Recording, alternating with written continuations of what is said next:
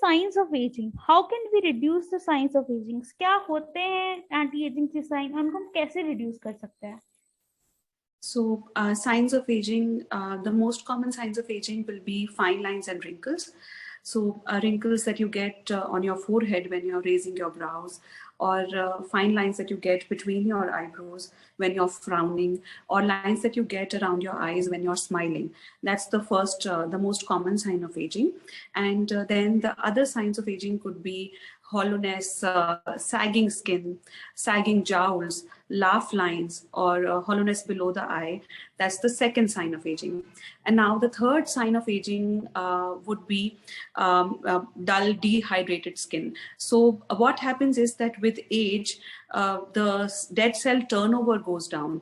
And because of which, because the dead cell turnover goes down, the skin starts looking dull and dehydrated because the pigmented cells are not shed off. So which is why a dull, dry, dehydrated and pigmented skin can also be a sign of aging.